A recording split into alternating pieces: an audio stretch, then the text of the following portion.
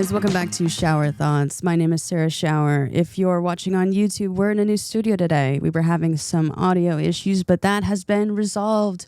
Woo! We have overcome.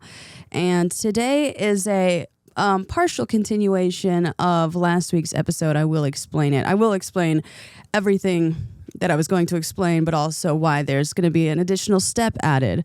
But today we're discussing imaginative rationality, metaphor, the importance of being creative, especially in a research context. But before we get into that, what happened this week? Well, I just have to say that ICE, fuck you guys. I hate you guys. You are useless. It's actually wild that George W. Bush, out of his entire resume of his mess ups, I would say that you guys are in top 3. It's just a mess. And what else has happened this week? There was that creepy interview with Dax Shepard and Kristen Bell and Cher, and Dax Shepard looked just so unusual. It was wild. And also, fun fact, there is a woman who is supposed to be the next Albert Einstein. I was reading about that on TikTok, and then I was like, I should probably get some legit info on her. But here's an article. Meet the young girl who Harvard believes is the new Albert Einstein. Alberta Einstein. No, her name is, anyway. Being compared to known geniuses like Stephen Hawking and Albert Einstein is not something that happens to every person. Therefore, when you tell Sabrina Gonzalez-Patursky that she is far away from average people, this obviously cannot be a joke, Telegraphy reports. She is only 23 years old, and Patursky has achieved what most people cannot do in a lifetime. This is an article from 2017, but this is still true in 2026. She's still the next Albert Einstein. When she was only 14 years old, she had built the airplane engine without anyone helping her. To top it off, she had piloted that plane across Lake Michigan, becoming the youngest person to pilot her own plane. This whole adventure took 2 years while the whole event was documented and uploaded to YouTube, which is so cool. And she graduated in 2010, where professors never stopped praising her intelligence and motivation. After only 3 years at MIT, she achieved the highest grade there is of 5.0. Now she is working on her doctorate at Harvard. And again, this is from 2017. I was trying to find more recent articles on her. There was one that was posted yesterday, how this 23-year-old woman, but it's by the Lad Bible. And I always feel weird reading their stuff. But you know what? Let's go ahead and read it. A woman known as the next Albert Einstein is so in demand that she once turned down a $1.1 million offer from a prestigious university. There's nobody who can quite match up to the wacky hairdo and magnificent mustache of Einstein, nor is it likely that they'll have their name become a synonym for genius. But there can be people as clever as he was and making amazing discoveries. One of these who might fit the bill is 32-year-old Sabrina Gonzalez-Patursky, who started building a plane when she was 12, graduated from MIT, the top of her class in physics, and went on to study at Harvard. While there, she and her colleagues discovered something called the spine memory effect. When she published a paper on it, she was cited by Professor Stephen Hawking. According to SD2, Brown University offered her $1.1 million to join them, but she turned them down to join the Perimeter Institute for Theoretical Physics, which is where she works now. Joining them in 2021, she leads their Celestial Holography Initiative, which is encoding the universe as a hologram as part of the efforts towards uniting our understanding of space-time with quantum theory. If, like me, you didn't fully understand that, then she's working on something very important, which will help us better understand the universe. And this is from Lad Bible. For those wanting to understand what she's working on and hear her in her own words, she's got her own YouTube channel, Physics Girl, where you can learn about her research. But yeah, that is apparently the new Albert Einstein is a woman. I'd say that there's probably a bunch of women have been the next Albert Einstein, but they've been, not allowed to have rights because he was, the thing is he was a great man, yes, but he was also like, I want to say like 90 or 80 years ago is his peak. And I think that there's a lot of people who are not allowed in STEM, that probably were the quote next Albert Einstein, but that's not to diminish her achievements at all. Absolutely not. I'm going to be watching her YouTube channel for a while now. When I get home, I'm going to be watching it. Anywho, we're talking about integrating some information. I am in an unusual setup today, and it is a bit early, so if I sound a bit groggy, That's just what's happening. But last week we discussed integrating the sleep-wake cycle with the enteric nervous system, and I have to take a partial pause, because while integrating it, I got a bit inspired by the Ohio State Band. So how did I get inspired by the Ohio State Band? It truly is, when you think about the gut-brain axis, it is like coordinating a very, very high-level marching band.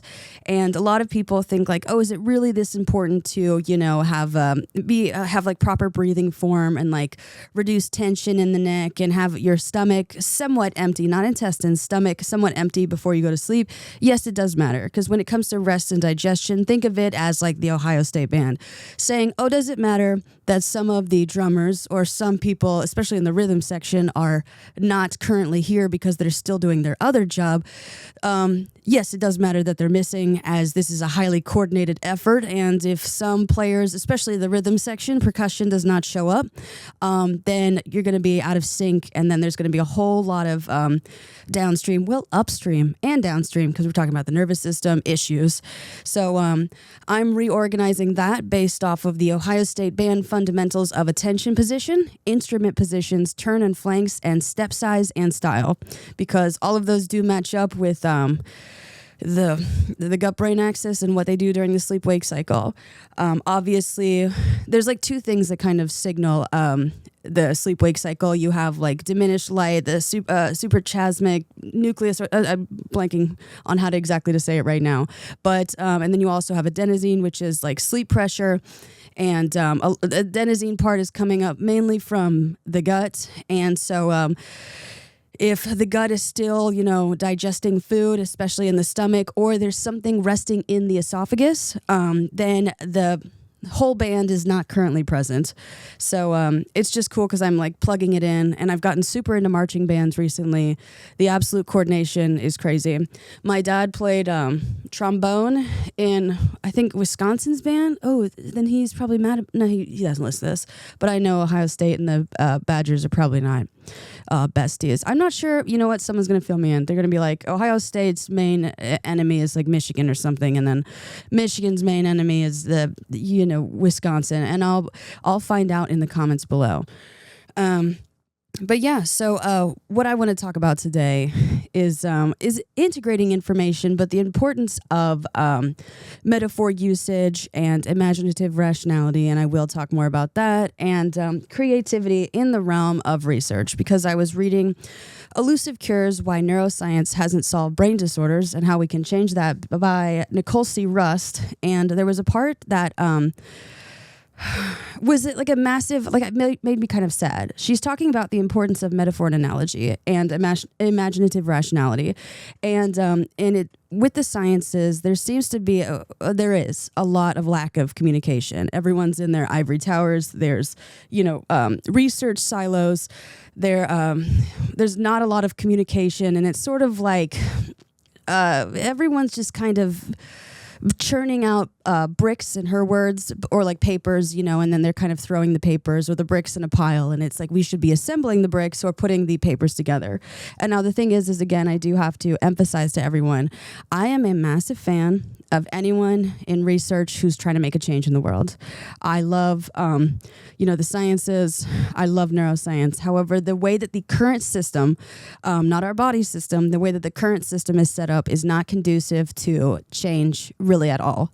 And I want to discuss the use of metaphor and analogy to understanding concepts, because especially when it comes to like you making things understood and digestible, metaphor and analogy is the association network in the brain, right? If you want to bridge understanding, it's best to use a metaphor or analogy, because it's kind of like a lot of things that are highly technical are very high concept, and so they're a bit farther away in your brain. So you want to make a connection between those 2 points. It helps with a metaphor or analogy to bridge understanding to get to that higher technical understanding.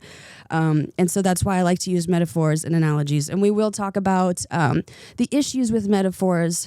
It seems like, I'll get to it in a second.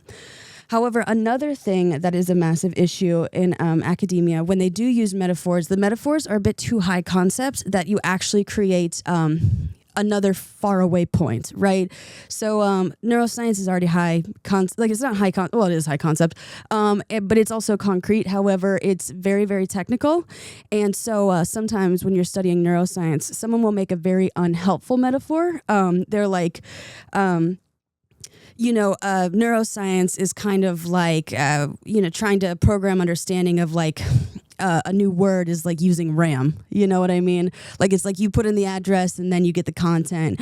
Now, if you study, like if you understand like different, technical systems, like actual computer systems, that does make sense to you in some regard. However, most people studying neuroscience don't have like a big technical, like in computer science background. So you've actually made, the metaphor is kind of useless because now the bridge point is much further away because this is not even in the line of study that they're trying to study. So if you're going to use a metaphor, try to make it a hybrid of something that most of these students will immediately deal with. Now, there's also like a somewhat of an issue that comes up in high school, right? When teaching math, something similar is that a lot of math teachers, they do talk about the applied, area of the math that you're going to be using, especially like with interest and interest rates. However, that is helpful, but in the current context that most of these students are in, most of them are not applying for loans or starting a business or concerning themselves with interest at all. So again, it's kind of the applied version, and then so metaphor is far away, applied version is far away. It's another, far distance to cross. And so when it comes to, how I've talked in the past about understanding and learning it, making it relevant to you, both of these points are now not relevant to you, and they're also farther away, and so it becomes actually harder to understand. So the importance of metaphor and analogy, and what type of metaphor and analogy that you're using. But this is from Elusive Cures. This is page 86.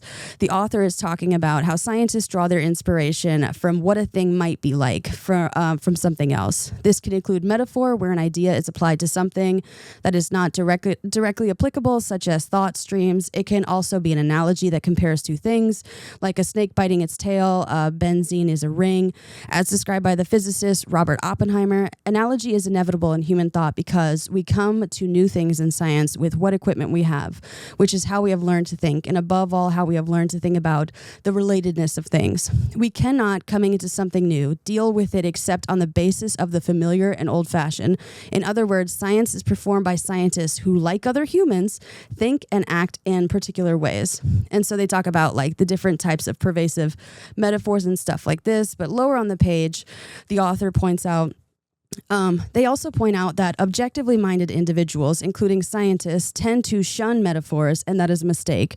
Because our minds naturally tend to think via metaphor, we should embrace this imaginative thinking, what they call imaginative rationality, instead of fear it. Imaginative rationality can be an effective way to approach the first, often undiscussed step of developing novel and creative scientific ideas. It's what Kekul was doing when he spent his time daydreaming. And we can rest assured that once those creative ideas are formulated, the more formal scientific process of testing can kick in, ensuring rigorous science. In good company with Lakoff and Johnson, the philosopher Mary Heath also emphasized how pervasive analogy is in scientific thought. The history of science, in addition to being a progressive discovery of facts, is a history of the various analogies which we believe to be appropriate descriptions of nature in various periods. In Chapter 3, we viewed the history of the brain research through this lens, focusing on evolving concepts of the type of thing the brain is. In Part 2, we use the same lens, and she's referring to this book, to focus on the present and future, exploring the different and better ways we might think about the brain, what the brain might be like, to make impactful progress. But before we do that, it's crucial to remain mindful that while metaphors are an essential first step, they are not the end goal of science. Stopping there can lead science astray. That is true. They're just the first step. And she was talking about imaginative rationality and daydreaming. And this is going to all come full circle because I just finished, this is what it sounds like. Well, I mean, I finished it a long time ago, but book club finally finished it Sunday and Monday. And they were talking about the default mode network and its role in daydreaming and creative imagination. It's not so much everyone thinks that daydreaming is about being lazy. No, you're letting your mind wander and come up with alternative solutions. And that's what an imaginative rationality is, right? You're coming up with alternatives, which is great because now you can think of different ways to go when solving a problem. I saw this TikTok the other day that was so helpful, right? A lot of people, when they're like, oh, I have to come up with an alternative, that doesn't mean you failed. Like someone was talking about, if you, miss an exit on the GPS doesn't say out loud, you failure, you idiots, you missed the exits, you need to go home and take an acid bath. You know what I mean? It's like rerouting. We're going to find a different route. Is it exactly the fastest way to get to your location? No, but you're going to get to your location. So that's what mind wandering really does help. Like you're coming up with different possibilities or different combinations. And what's cool is it's talking about daydreaming and the mechanisms for daydreaming. Mostly all of them besides some of the visual cortex stay online during actual dreaming, which is cool because we're talking about sleep-wake cycles and all this stuff. So that's what I wanted to highlight. I was sad when the scientists don't like using metaphors or analogies. And I understand that when you're trying to communicate and with other people, you use a metaphor and there's the possibility of misinterpretation. However, the thing is it's better to be misinterpreted than completely not understood at all. Because like the author was saying, who is a neuroscientist, and the fact that you do have association networks, if all of the information is totally out of reach, then just no one is going to understand the language. If I was trying to communicate with someone and who didn't speak English, I would rather do my best and then maybe they misinterpret me than me just kind of, I can't help you. No. Like, just ask someone else. And now they're left hanging there. And this is especially important for students because, you think about like failure rates of like certain sciences. It's maybe if the language was a bit more accessible with metaphor and analogy, then it would be easier to understand and relate to, and you're actually getting the higher concept things because you're bridging understanding. And also it's important, if you're in the sciences right now, and you want to know how to be more imaginative, especially when it comes to like hypothesis creation, I have a book called On the Art and Craft of Doing Science by Kenneth Katina. And I would honestly look into this. Like, it's just so incredible because the first step to the scientific method is creative ideation and like hypothesis, letting your mind wander and like come up with like, what if this happens? Or, being able to like just take the first step, which really is, in any sort of context is probably the most important, like taking the first step for your health or your education or just getting a move on, the importance of the first step. So, metaphor and other figurative language is what the sciences really need when it comes to communication and accessibility for understanding. A metaphor is fundamentally a comparison of form, which is structure and characteristics, and function, which is purpose and effect, between two unlike things, stating one is the other to transfer qualities, creating deeper understanding, vivid imagery, or new perspectives without using like or as. It works by linking a concrete, quote, vehicle, example, a roller coaster, to an abstract tenor, example, life, revealing similarities in their function, ups and downs, excitement and fear, and form a thrilling ride. So it's a transfer of qualities. And that is something that I know that the sciences really do have a hard time measuring, quality measurements.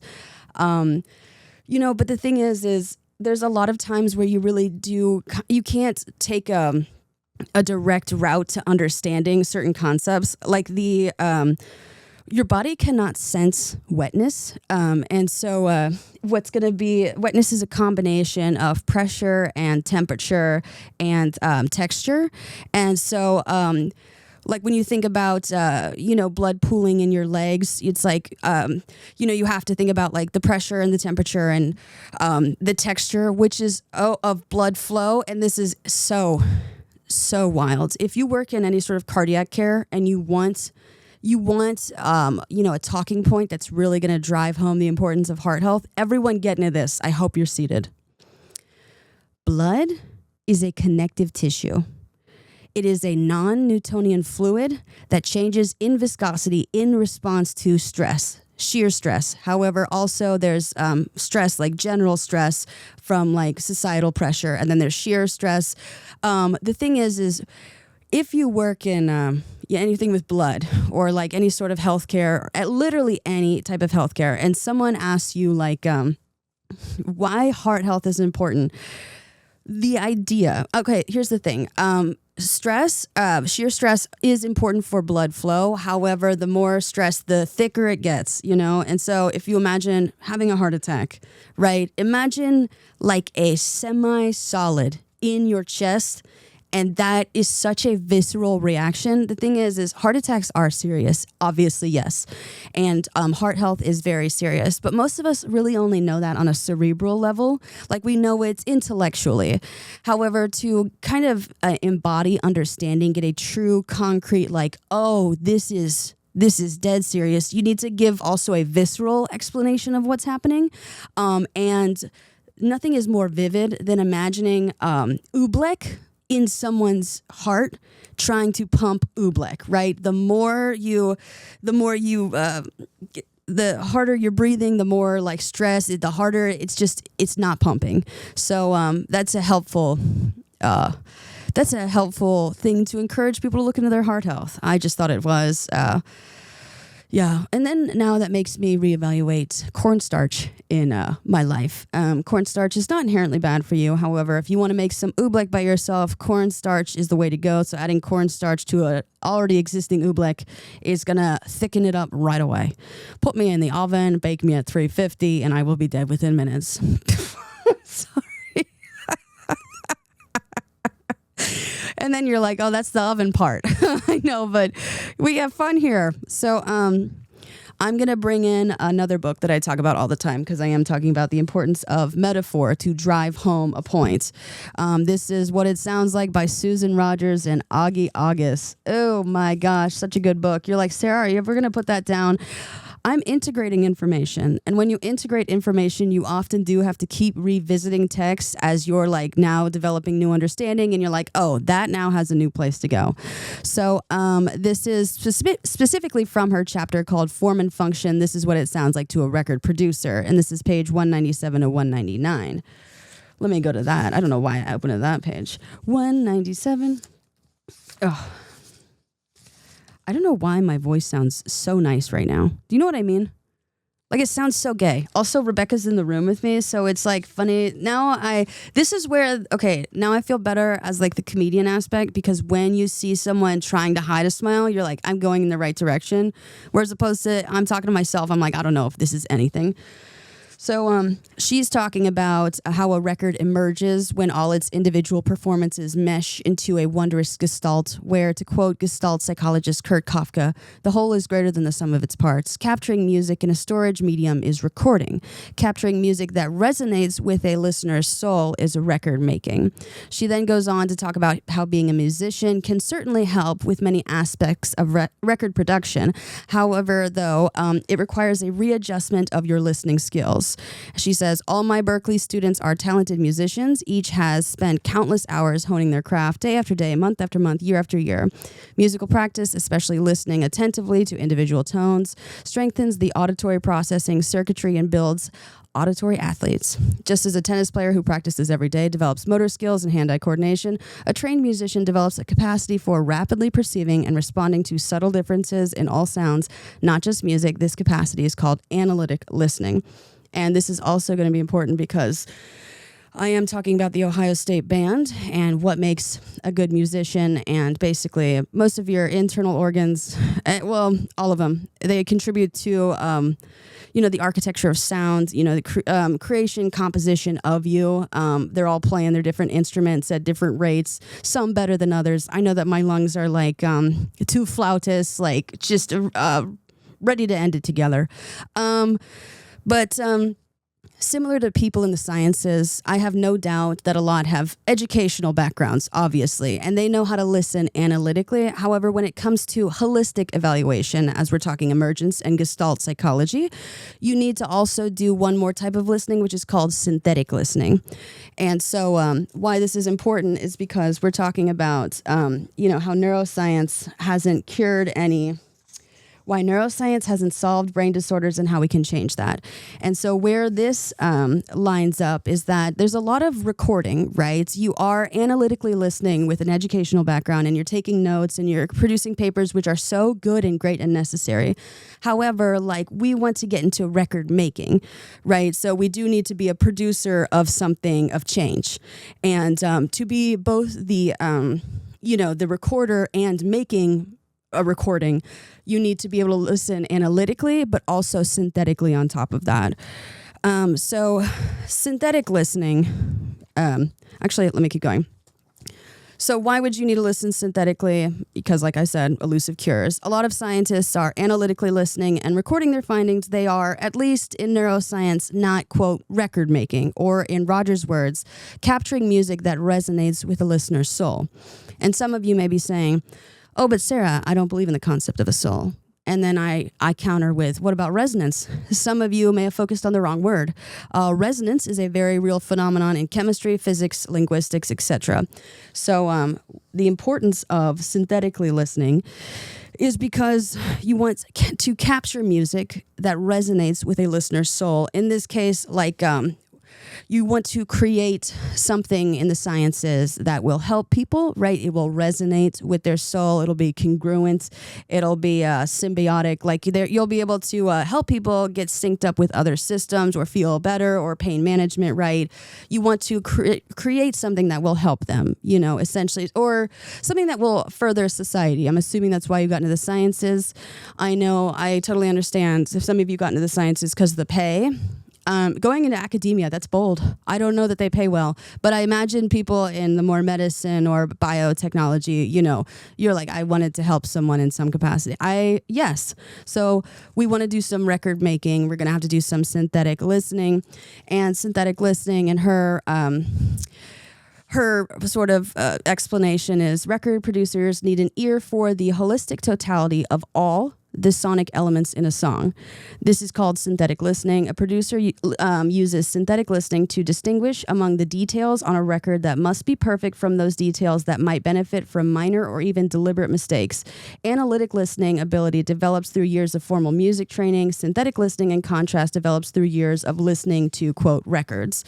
And the thing is records in this case is actual records, but it's more of like an active listening, taking in different ideas from different people, being able to listen to other people in the sciences who have other ideas, collaboration, right? What is an issue you're working on? What's an issue you're working on? What are we all trying to collectively solve? Being able to listen to what other people are saying, not just teachers, because that comes with analytic listening, right? You went to school for this. You also need to listen to people in adjacent fields, or, honestly, the public, because I assume something, especially if you're going into any sort of medicine or anything to help others, you probably were inspired by some person who has a disorder, an ailment, was not accommodated. There's something that you're listening to them, and this is what inspired.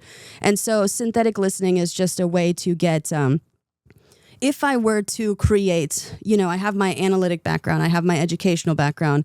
If I were to create something, I do have, the formal training, but I also need to synthetically listen for what is actually needed by the general public, or wanted by the general public in this case.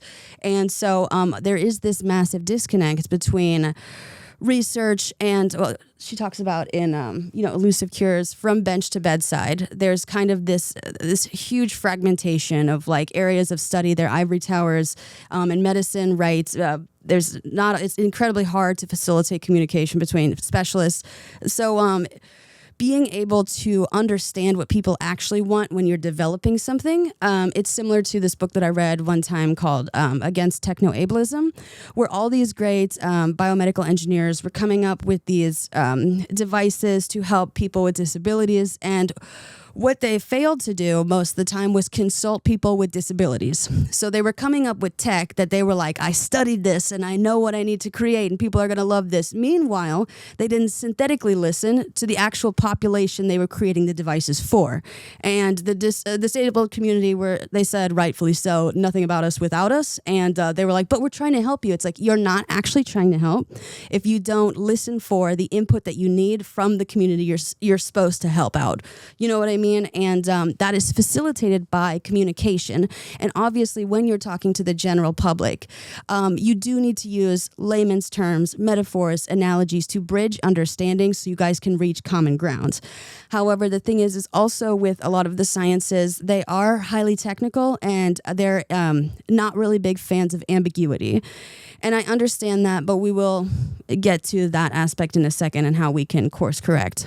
So, and so she talks about what we need as someone who is an analytic listener and a synthetic listener, how to create form and function, the structure, and then also what its effects will be.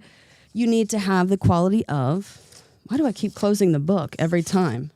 Sarah, keep it open. I was going to make it an inappropriate joke, but cheap shots. Anywho, so she's talking about something that you really need is the quality of transference. She's talking about this very famous record producer who worked with Prince, and you need to understand what the artist, or in this case, maybe the general public, is saying, and then you need to know how to apply it. And so all that was required of him was the quality of transference that enabled him to put himself in the place of each person who stood in front of the microphone. That transference, or being able to imagine what it sounds like to the performers as well as to the audience, is the art of listening like a record producer. A timbre change, a shift in dynamics, inverting the chord, dropping some words to smooth out the melody, rearranging the song structure, all these possibilities twirl like colors around a barber pole until the performance gets close enough to the sweet spot on your listener profile that you can say those magic words, I think we got it. Now, let me just actually take a quick side quest with I love this. There's actually going to be an incredibly important metaphor that I'm going to take out of this later to understand sleep, but also when it comes to the sciences, I know people in physics are always so tempted to do this with their books, and I've talked about it before. Another type of very unhelpful metaphor, because a metaphor and analogy can be used to bridge understanding or create a parallel. If you make a metaphor that is also incredibly technical or more abstract, that's unhelpful, as that's just another high concept thing that's further away. Also, any reference to a closed practice is not helpful. If you're publishing a book to the general public, now magic is a very closed practice. You can research individually, we can all research magic and what magic is, and magic at the end of the day is mostly physics and misdirection, like psychology. So it's kind of a lazy metaphor, the magic. There's a lot of physics books that you can pick up off the shelf at Barnes and Noble. They always have an intro chapter where it's physics is like magic. That does not bridge understanding because magic is such a closed practice. You know what I mean? I would not, if I'm trying to make someone understand what I'm saying, I would not reference a closed religion. You know what I mean? There's gonna be a couple of people who are like, oh, yeah, I get it. But I'm trying to make this accessible, so I need a wide range. So the quality of transference. But we will return to this specific, paragraph soon. And this all is going to come together to help bolster my sleep-wake, REM and REM, brain-gut access, enteric nervous system, integration, the importance of being able to communicate an idea with a metaphor and an analogy, just to get everyone on the same page of this is serious. And now there's also a different type of understanding. There's something in the Elusive Cures book that actually I wish I could have written to her and told her. She said in neuroscience, most people don't want to be bogged down by a scientific explanation. However, no. Best practices, especially in medicine, if you want to explain why someone should be taking a certain medication or should be pursuing an option of, health or fitness, you should give a scientific explanation because the thing is you have to look at the current context that medicine exists within. Now, I'm not saying that every medical practitioner has betrayed every patient on a fundamental level, but a lot of people, especially when they deal with chronic illness or they're part of a population that historically has not been believed, they also are not going to approach a lot of medical specialists just blatantly believing anything that's said, because they've been historically disbelieved. Why would they extend that courtesy to the medical professional? So if you'd really like to build trust and rapport, give a brief scientific understanding that goes beyond, that is a legit grounded metaphor or scientific explanation, to bridge understanding, right? Information is dense. If, telling people why they should care about their heart because, heart health and cholesterol, yes, is part of a scientific explanation, but going the route of physics might actually help with blood. And I know that when I talked about blood being a connective tissue, when I talked about it on Instagram, everyone with connective tissue disorders were like, wait a second. And I know. So if you work in cardiology, if you're a therapist, if you're a doctor, you can also look this up and look up the physics of a non-Newtonian fluid. But you know what would really solidify why heart health is important? If I was a doctor, I would just pull up a picture of someone punching oobleck and being like, well, the thing is no one's probably punching you in the chest every single day, but look at how it hardens with more force. Ain't that wild? So you should probably, and your heart has different valves and different mechanical aspects of the muscles.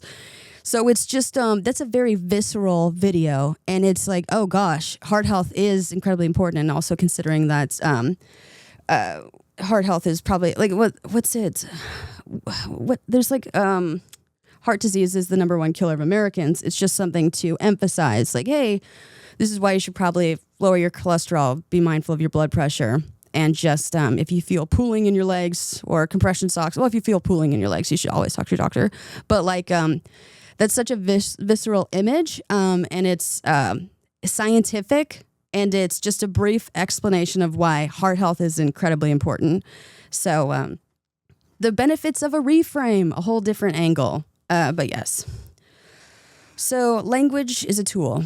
It's a method, a strong evolutionary advantage. We use it to primarily communicate, to share complex ideas, feelings, and information, enabling cooperation, building relationships, and organizing society. It's a tool for self-expression. It shapes our identities and understanding in the world, and even influences internal thoughts, making it fundamental to human life, culture, cognition, and progress. It definitely influences internal thoughts. This is interesting. What I was trying to, I wanted to run this by some linguistics for a potential, analysis of people in sciences. What I've pointed out in the past is that people in the sciences are usually discouraged from using I, and also discouraged from using figurative language. Language very much does shape your internal narrative and thoughts. I've read a lot about it, but I don't have an internal monologue. But if you're not speaking in first person often, or if you're only writing in a certain way versus speaking in a certain way, I wonder how that does actually influence how you think of yourself. If the only times where you can really get figurative or self-referential is literally outside of a work context, I wonder what sort of linguistic divide that kind of builds within you. You know what I mean? Because like I said a couple weeks ago, actually, let me drink some water. Yeah. The most common note I get from people in research is, I didn't know I could apply that. And I'm like, what do you mean you didn't know you could apply that? And I guess it was, you knew, the thing is I have confidence that you guys know so much, but then I realized I didn't know that I could apply that. Yeah, because you're not using I in the context that you're usually working in. So it's interesting. I would love to talk to a linguist about how this shapes internal thoughts, but I'm talking about language, anywho, and the importance of communication, because everyone here, I think we're pretty much all in agreement. This may be beating a dead horse for our repeat listeners, but anyone new here, I don't like how the scientists don't communicate, and I don't like how they don't even communicate with each other, or there seems to be these massive power struggles.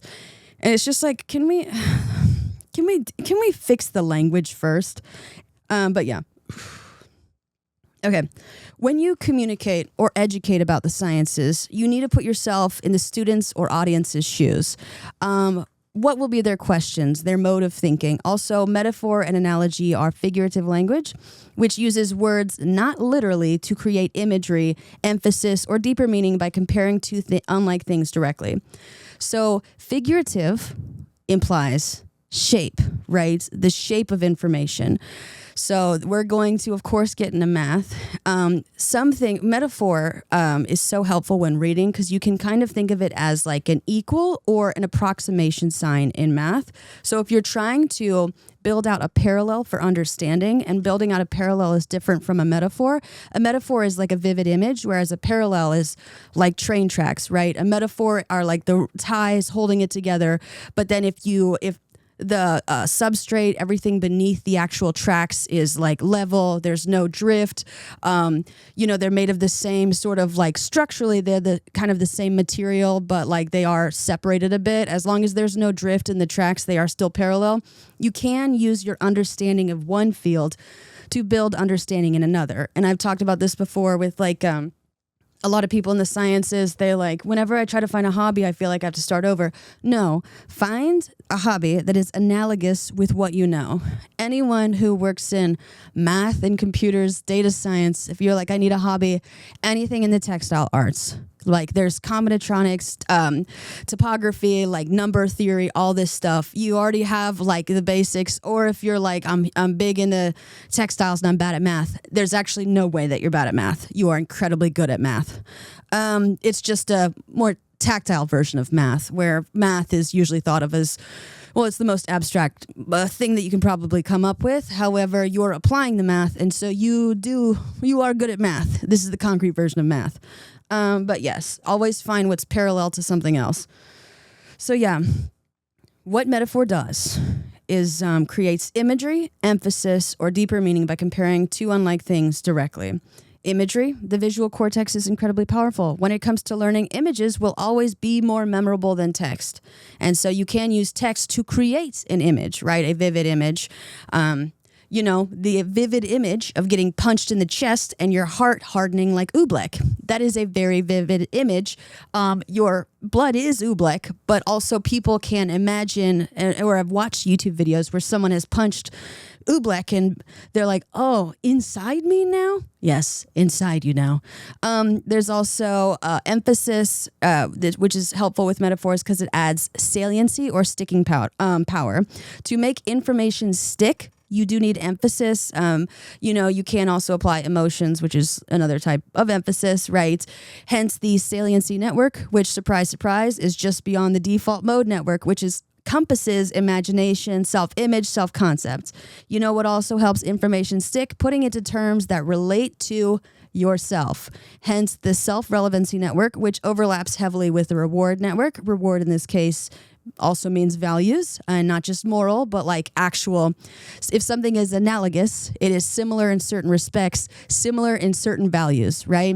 So the closer you get the values, the similarities to yourself, and with the association network, you will be able to index these thoughts a lot easier. You'll be able to jump from point to point, right?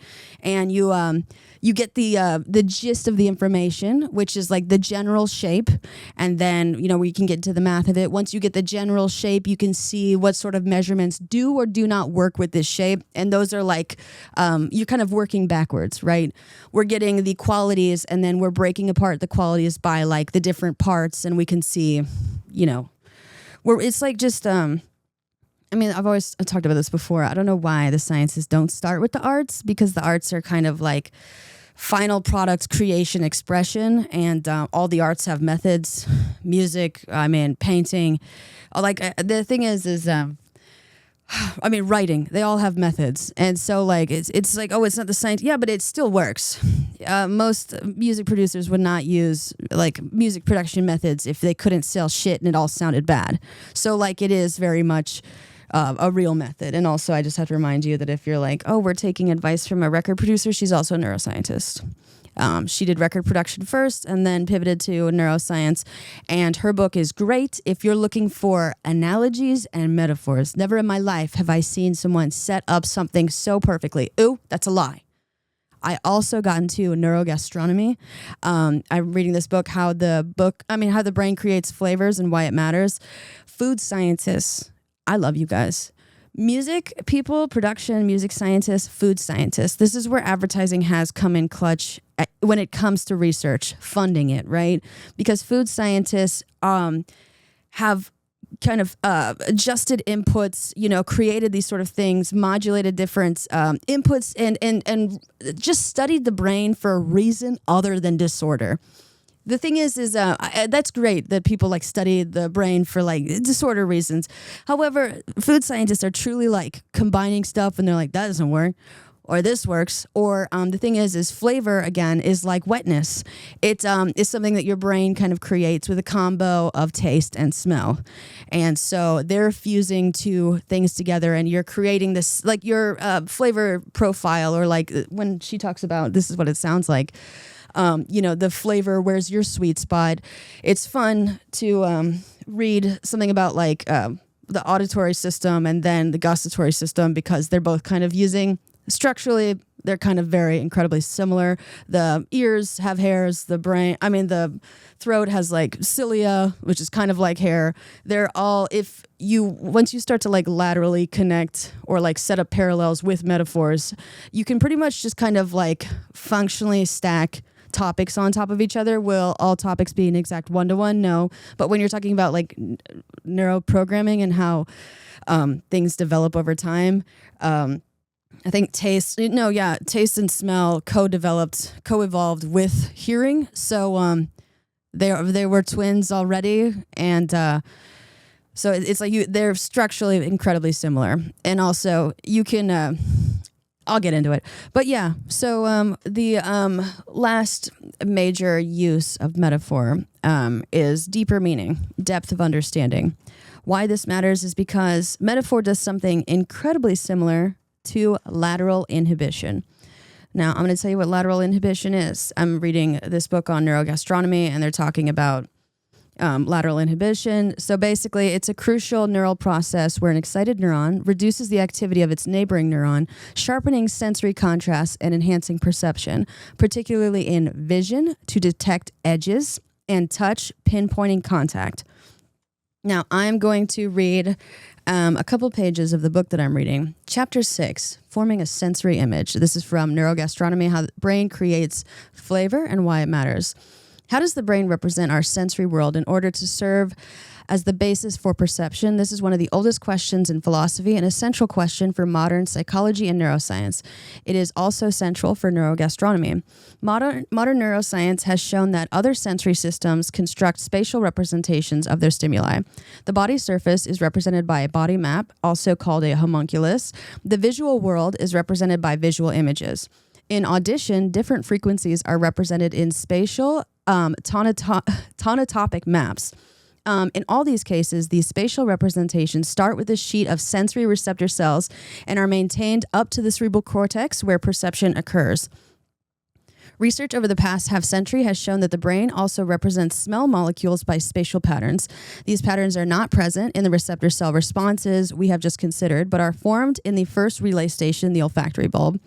This is the core concept in our theory of smell because these patterns function as what we call smell images for further processing by the brain as the basis for smell perception. It may seem strange that a non-spatial stimulus received by the receptors in the nose, as we have just seen, can be represented as a spatial pattern specific for that odor molecule. The way this comes about has been one of the best kept secrets of the brain. What is the advantage of forming a neural image of the information carried in smell molecules? This idea of smell image seems at first so strange that it is difficult to answer this question. It will be an advantage to take a brief digression and learn what is known about the formation of a visual image, the most obvious image that we form of our sensory world. Legions of neuroscientists and psychologists have studied how this happens in the brain. Our hypothesis is that by studying the neural mechanisms for setting up and processing a visual scene in the brain, we will learn principles that will apply to the neural mechanisms for setting up and processing a smell image in the brain. If this hypothesis holds water, we will gain a new perspective on how smells are represented in our brain and how these representations contribute to the perception of flavor.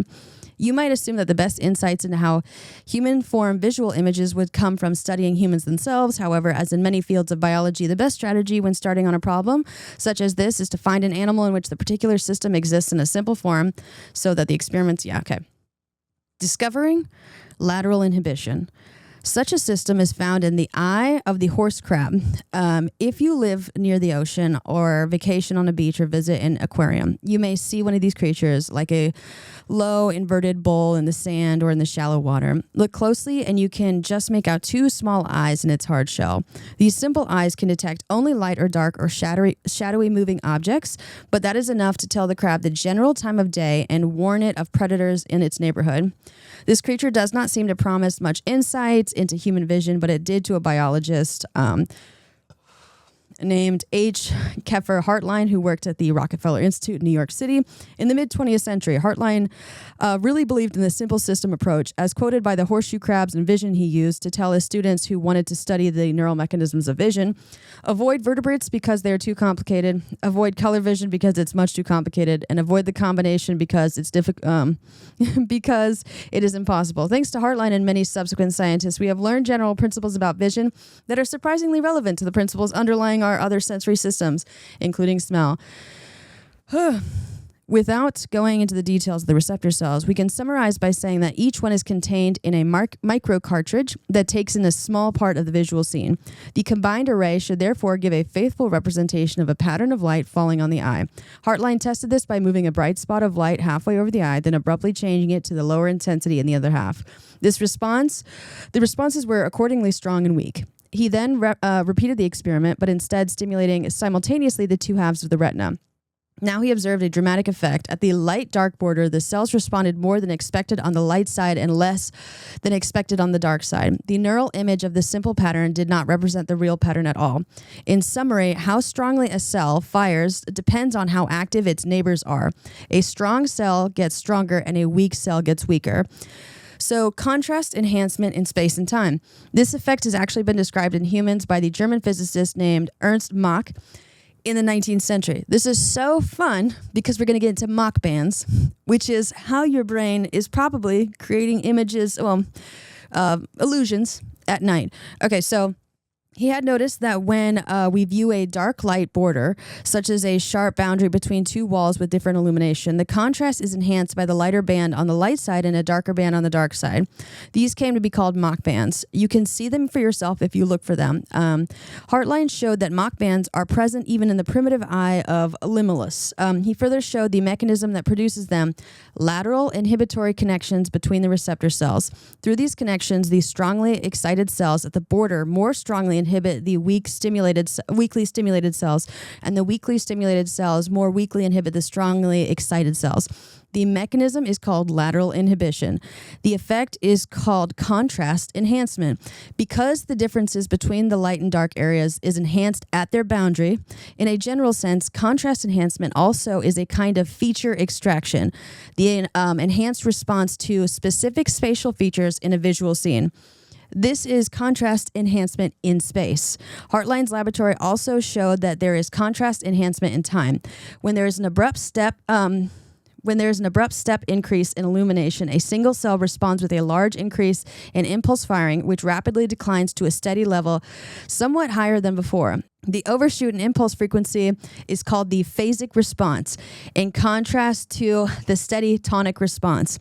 Fun fact, human beings are naturally biphasic, which means that 2 p.m. crash you feel is completely natural. So we're talking about phasic responses, anywho, in sleep. It shows that the nervous system is sensitive primarily to a change in the environment rather to an unchanging steady input. This all relates to my integration. Okay, so this contrast enhancement in time is the counterpart to contrast enhancement in space. After the initial increase in stimulation, lateral as well as self-inhibition comes on to counterbalance the higher level of steady stimulation. So, lateral inhibition, the importance of metaphor, comparing two things that are otherwise dissimilar. You get the contrast and you get the shape of the information, okay?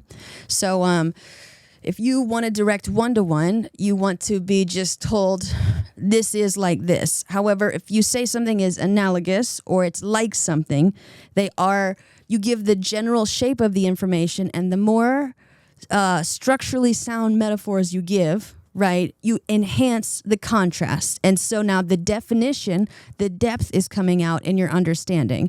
And so this works in auditory cortex, visual cortex, right? Like you're creating this sort of like the more someone tells you this is like this is like this, you're creating, and the thing is most memory, there's autobiographical memory, which is space and time. And then it also comes together with semantic information, like factual information. Together they form long-term potentiation, and that's like how you make something stick in your brain. So you're enhancing the space-time elements, right? And then you're adding the semantic information on top. It is a very vivid image. It's a metaphor, right? It's there's a lot of emphasis. It's going to stick, saliency, and now we're more easily learning. Just the way that we're supposed to be learning. This current system is like, and lateral inhibition is only linked to the black-white receptors of the retina. Actually, we have a new paper that just came out that it's also linked to the chromoreceptors, cryptochrome receptors. No, actually, we do have a new study coming out that lateral inhibition has been seen in some mice with auditory disorders. Actually, no, we have a new paper coming out that smell actually, shows signs of lateral. They just put it together. Most of the senses co-evolved. Vision came up last. And the reason why vision shuts off at night is because it takes it's the one taking up 80% of the power during the day. You turn off the lights at night in your house, and also you turn off the lights in your brain, and then, waste management comes by and they're like, oh my God, this place is a shithole. Anywho, so it's then talks about forming images in the brain, which I'm not going to read and make you guys sit through. But this is also why whenever I read studies where someone's like, we're going to modulate one receptor in the brain, whether it's going to be glutamate or acetylcholine, so there's lateral inhibition, increasing contrast, right? It's going to excite one, inhibit the other. So you see the excitation and you're like, oh, we gotta bring that one down. What do you think it's going to happen to its neighbor, right? You know what I mean? You're wondering why some people have like vicious side effects. Well, you really only modulated one receptor. So let's look at how the brain is working. I don't know. It's just something to think about. But there's also the meaning of proofs, because I know a lot of people, whenever I talk about the importance of metaphor and figurative language, they're like, but the thing is that it's not unambiguous. We're in the sciences. We need to be unambiguous when we communicate. All right, let's get into the most unambiguous realm of study, math. This is called the meaning of proofs, mathematics as storytelling. So we're going to take it all the way to the top, get incredibly abstract and completely unambiguous. So this author is also talking about metaphors and images. Simon Stephen, 1548 to 1620, introduced his 1583 book on geometric problems with a poem by Lucas Belarus, which he described mathematics as the art of personally exploring the dark, hidden recesses of nature, revealing its secrets. I can't read it. It's in Latin. Truly, then, the ancients called divine mathesis that by which its craft enabled to recognize the supreme seat, the ways of the earth and sea, and to see in person the hidden places in the dark, the secrets of nature. Belarus's poetry is cited by Amir Alexander as the work of Luca Bellary and can be read in Stuyven. Lucas Belarus belonged to a family of printers from Antwerp, where the book was published by his brothers Johannes Belarus, the Luque Bellari, Carmen on the front, whatever. Okay. His dad was a printer. Elsewhere, Stephen compares himself to a sailor who found an unknown island. The model is that of the explorer, the imperative, that of direct experience. According to the philosophy of knowledge supported by Francis Bacon and Galileo Galilei, Stephen is not an isolated case. In the letters between Galileo, Bonaventure Cavalieri, and Evangelista Torricelli, the theme of travel and exploration returns. Cavalieri, quoting Horace, recognizes that Galileo was the first to dare to steer the immensity of the sea and plunge into the ocean. Torricelli congratulates Cavalieri for having opened the royal road to mathematics with his method of indivisibles, which brings the mathematical explorer to the heart of impenetrable problems with direct, brief, and positive proofs, and helps him to trace the map of his terrain full of wonders while risking shipwrecks and paradoxes. The story of the mathematician as a maritime explorer is a vivid example of a mathematical tale that draws on historical circumstances, such as famous voyages of geographical discovery, favored by the fact that many mathematicians were actively involved in these voyages, providing navigational instruments and maps, or even in person, like Thomas Harriot in England. In a completely different way, in the early 19th century, stories of those such as Évariste Galios, who died in a mysterious duel, or Niels Henrik Abel, who died of tuberculosis, both with their works buried under the mountain of papers at the Académie, lost or not understood, offer the romantic model of the tormented, unhappy, and unfortunate hero who is still capable of reinvigorating mathematics. Abel and Galois didn't study the secrets of nature. They planted the seeds of new, future mathematics with a painful visionary passion. Pause. Oh, I'm going to probably cut this out because I am.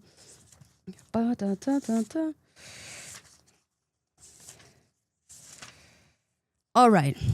Let me read this again because we have neuroscientist and record producer. We also have the book that I'm reading, These Mathematicians and Explorers. Abel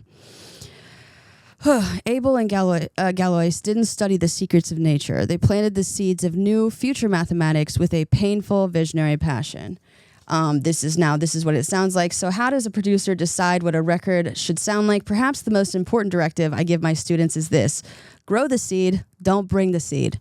All right, we're all on the same page when it comes to directive. Okay, so Augustine Louis Cauchy and Simone Dennis Poisson are the distracted academics responsible for the foundering of Abel and Galois' works, and could, in their distraction, be taken symbolically as an emblem of refusal of the new. We can add Felix Bolyai, who in 1829 admonished his son Janos to give up on the fifth postulate, taking up the metaphor of the journey, now immersed in the livid atmosphere of the times. I know the way until its end. I also have measured this bottomless night. I have lost it in every light, every joy of my life. You should shy away from it. So as his father feared, Janos was not the first to find new geometries. Anywho, the importance of metaphor and in proofs. If it worked for the explorers in math, the most unambiguous shit, it can work for the more technical, which is slightly more ambiguous. But let me wrap up this chapter. But as long as you remain within the framework of set theory, it can be formalized in a language and a logic of first order. Even the new theorem that required so much effort will also be reabsorbed, perhaps within appropriate translation, among the outputs of the set machine. We also use this logic in automated theorem proving. It's unimaginable that these tools could become obsolete. It's not because the technique is immortal. Think, for example, about how the machines that the Greeks used to solve the problems of trisecting an angle or duplicating a cube, condemned by Plato, were forgotten. The reason is that what we call machines could be something more than physical objects. They could be a copy of something printed on our neuronal circuits, according to the insight of Warren S. McCulloch and Walter Pitts in McCulloch's and Pitts. If the machines appear to us to operate in a solid and independent way, it's not because of the heaviness of the hardware, but because they were invented and built by stimulating the physical movements, eyes and hands connected to attention, and the integrated neuronal logic circuits. And yet imagination is still a mystery. The importance of metaphor and analogy in neuroscience, to understand it, to integrate anything, the importance of metaphor and analogy in discovery in mathematics. You need it. So language is the foundation for literacy. Refusing to engage with figurative language will make you somewhat illiterate, specifically critically illiterate. You will not be able to critically engage with the text. Yes, you do have analytic listening skills, but you do not have synthetic listening skills. You will not be able to produce much. You cannot be a condescending dickwad about the anti-intellectualism epidemic if you are also somewhat illiterate in some sort of way. The science is refusing to engage with metaphor, analogy, figurative language.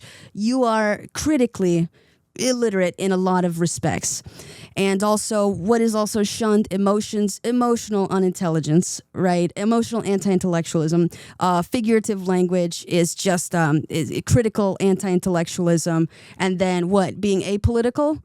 Politically illiterate. You're functionally illiterate in several different realms. I truly do not want to hear your take on anti-intellectualism, okay? So depth in math can mean a literal vertical or front-to-back measurement in geometry, or more abstractly, the complexity, sophistication, and conceptual reach of a mathematical idea, theorem, or proof, indicating how far it travels from simple concepts to complex conclusions. It's the third dimension, front-to-back, in 3D shapes distinct from height, up and down, and width side to side. So metaphors are important for vivid imagery, right? Emphasis, saliency, and depth, okay? Depth of understanding. If you cannot use metaphor proficiently to communicate, you do not know something front to back. You thus cannot be condescending, or should not be, when discussing the anti-intellectual epidemic, since you are also somewhat functionally illiterate. Oh, but metaphors, I'm sorry. It just bugs me because everyone in academia, you refuse to communicate with each other. You don't communicate with the general public. You don't make stuff for the general public, right? Everyone is still trying to fix autism. And again, bringing up techno-ableism. Have you spoken to any autistic person? We've spoken to the parents. The parents, right? Oh, that's like saying you want to fix gayness. Who'd you talk to? Oh, we talked to their parents because we don't like that they're gay.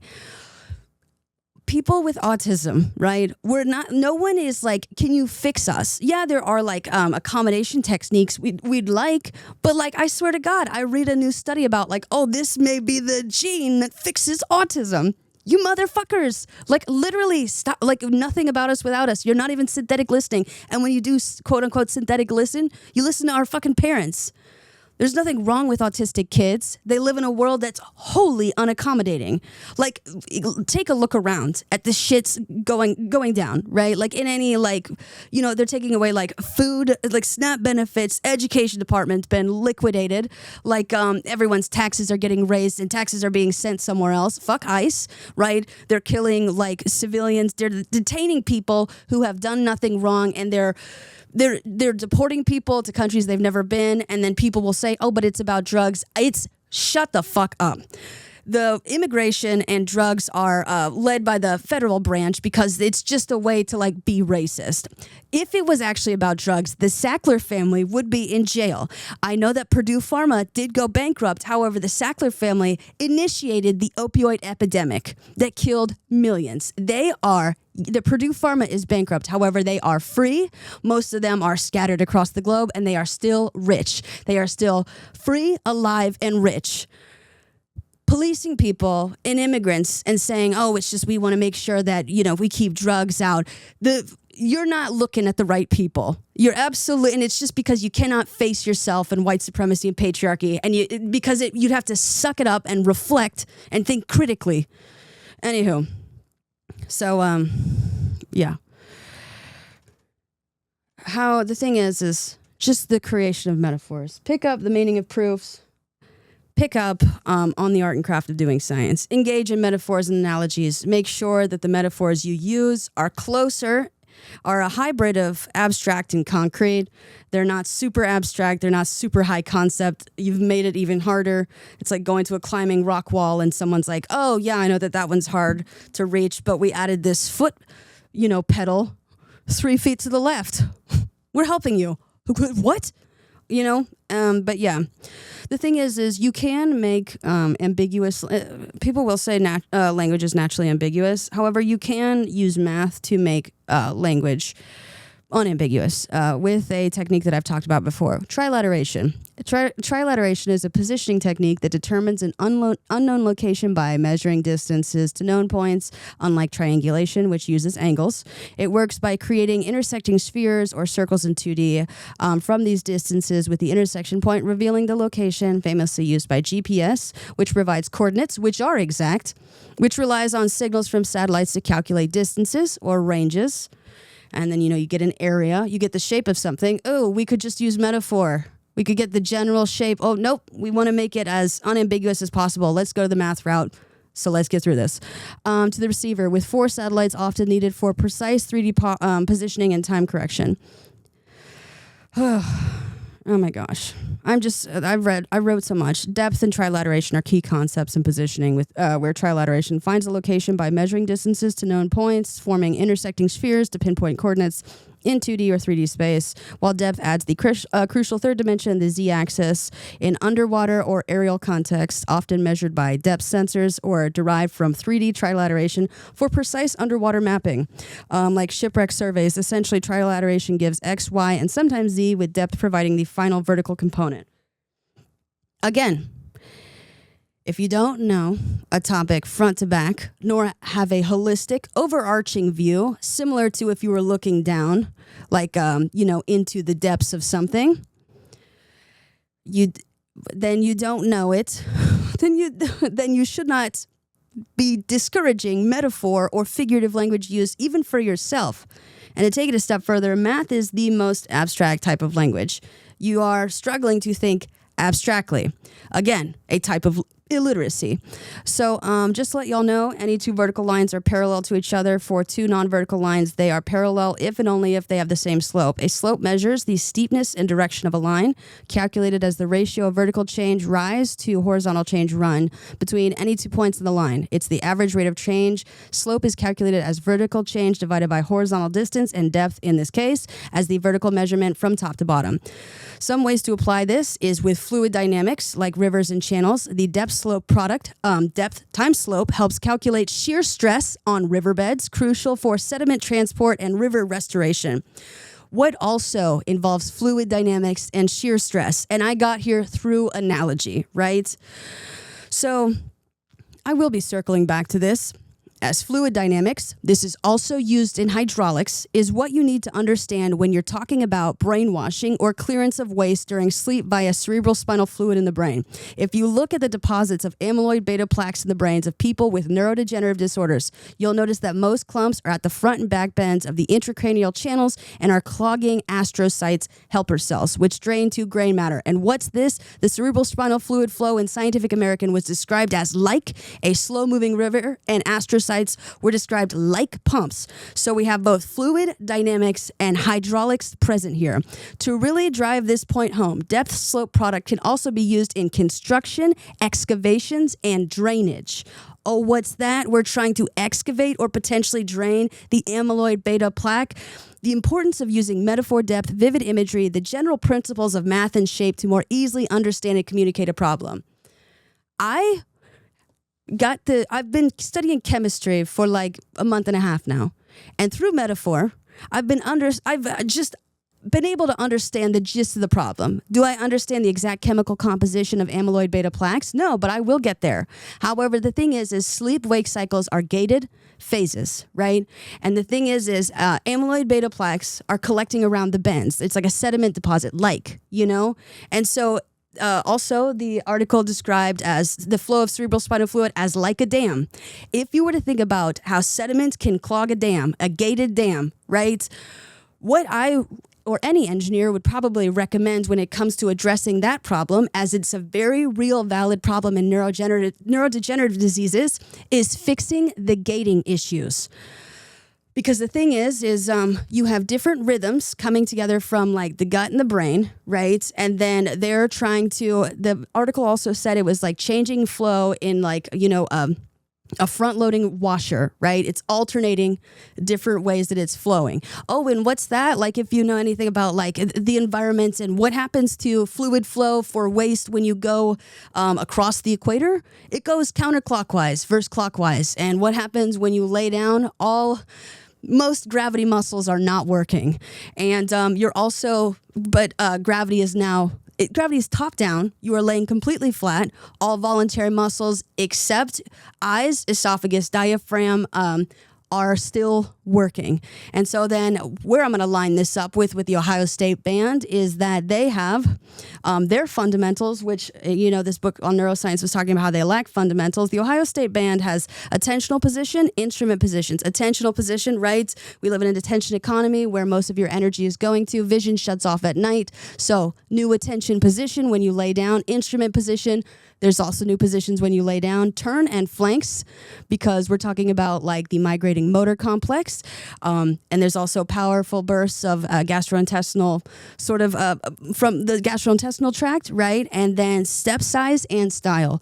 These rhythms actually do sync up. The thing is you have to think what works with what I'm going to discuss next time for the sleep-wake cycle to actually commence. You need to have a clear airway. Breathe through your nose. Practice breathing techniques. Posture, right? Also, you have got to fall asleep on a somewhat empty stomach. Intestines, different thing, that takes a lot longer. However, the thing is all the neurochemicals, neurotransmitters also regulate gut function. So if they also regulate gut function and they help with sleep, they help with the REM and REM cycles. Someone cannot show up to their next job if they still are at their previous job. And so the thing is if you look at all the muscles that are still online and you think about them as the percussion section of the Ohio State Band, right? We only have 4 main percussionists that are available at night to do this whole, song and dance. We have our eyes. We have some muscles in our esophagus. Some people do twitch in their shoulders. And then we also have our heart, which is, she's the main drummer. She's like on the front line. She's like keeping the main beat, right? And then you have diaphragm, who is the drummer who supports the heartbeat, right? She can slow down the heartbeat if the heartbeat needs to slow down a bit. However, the next percussionist is within your neck. You need to clear the line. And the thing is your esophagus has chemoreceptors and mechanoreceptors. If you have something in your throat, like toothpaste even, that will register as food. Chemoreceptors are going off. Oh, your gut microbiome is still working. One of the drummers is going to be late to this entire thing. And if you imagine, right, your gut-brain axis as the Ohio State Band, if your drum line, anyone on the drum line shows up late or cannot perform, that will severely impact the entire performance of the show, because they add the rhythm. They are the fundamental part of the band. So you have heart and diaphragm kind of they're always there, but then you have a specialist coming up from the gut. However, if you have tension in your neck or you have something in your esophagus, right, the one percussionist in your neck, the glossopharyngeal nerve, they're going to constrict, and you're not going to be able to get the rhythm. I mean, it goes up through the vagus nerve, and then the vagus nerve, there's a choke point in your neck. The actual rhythm is not going to make it to your vestibular cochlear system. And the thing is you have all your external senses are gated, but your internal senses are still coming up. And if you can't hear the rhythm, you can still rely on bone conduction, right? However, if you've talked to anyone who's gotten bone conduction headphones, what does it cut off? It cuts off 4 to 8 hertz, and it also cuts off above 200 hertz. And the thing is 4 to 8 hertz, when it gets cut off, your bone conduction can still pick up these signals. That is your theta waves, which are incredibly important for REM sleep. And you know what's also important for REM sleep? So if your drummer in your ear, this person is just kind of counting time, but they're cutting out most of the rhythm coming from beneath, and they have to communicate to your eyes. This is the percussionist in your face. They're the ones pivoting stuff, right? And they're not hearing 4 to 8 hertz. They're not hearing theta waves. They're not going to be going from left to right, opening all these gated channels and emptying, clearing out cerebral spinal fluid, and then some gates will remain closed. And similar if you work in waste management, right, and a gate doesn't open, and someone were to ask, this is my thing, and I love chemists, and I will wrap this up. It is so helpful that a lot of research is how do we get rid of these amyloid beta plaques? And I've read all these different types of therapy, but I have yet to find one that is addressing the gating issue, right? Sleep is in gated phases, and you have sensory, you have sensory and motor components in your skull, and also all up and down your spine. All 31, spinal nerves are mixed nerves, right? So these, senses are being activated by heat or pressure, right? And if you feel any sort of tightness in your neck, there's going to be a decrease in like a certain amount of then the thalamus and the hypothalamus, which is also critical to explaining this. The entire band, the entire performance is going to be awful. You're like, oh, it's probably fine if the soloist doesn't show up. No, it's actually not fine, because now this performance is just absolutely screwed. I try to think of what's the equivalent to the percussionist in your eyes. I think it's kind of like a timpanist, and they have to read complex music that includes pitches, pedal markings, turning changes, and dynamic shifts across multiple drums, demanding precise visual to motor skill translation. So theta waves 4 to 8 are now cut out if you are using only bone conduction, right? I mean, the vagus nerve, it goes up high, but if you're choking out the vagus nerve. Anyway, so I'm just saying, there's so many different, I will talk about this when I do my full analogy metaphor wrap up. Analogies and metaphors, figurative language, are so important. It uses lateral inhibition to enhance contrast. It's how you experience something vividly, know it intuitively, hear it and recognize something, know when two things are analogous. They're not exactly a one-to-one. However, you are getting in the ballpark. And this whole scientific, academia is just always that's not how that works, because you didn't say it exactly perfectly. When you are learning something, teaching something to anyone, they need to get the gist first, right? If you hit a baseball and you ask, the coach, did I, get a home run? And they said no, and that's it. It would actually just be helpful if they told you didn't hit a home run. However, you are still in the ballpark, right? You you got into the outfield, right? Only saying yes when you got it perfectly is not helpful. Say, you know what? It's not a home run, but you are in the ballpark and you didn't foul. So go to first base. We're progressing. And then first base is your association, home. Okay? So thank you guys. This has been Schauer Thoughts, a podcast for left and right brainers, middle brainers, anyone with a brain stem, anyone with common sense, anyone who values communicating with others. And if you have to say something perfectly to communicate, you will never, ever speak or create anything at all. That applies in literally any context, from the sciences to the arts. Be helpful. Create analogies. Oh, you might get misinterpreted, but you want to know actually the real test of being misinterpreted. Look at test grades, because those students clearly misinterpreted your unambiguous, highly technical language. And it's do we actually want to help people graduate? Do we want to help these PhD students in people in medicine and research actually go out and change the world? Or do we just want to shame them for not being absolutely perfect in this dog shit day and age? Anyway, thank you. Make sure to like and subscribe. I will talk to you guys next Wednesday. Anyone, band directors, thank you also for the work you do. It's invaluable. But just rate me 5 stars on Spotify, Apple Podcasts, any place you get your podcast, and I'll talk to you next week. Bye.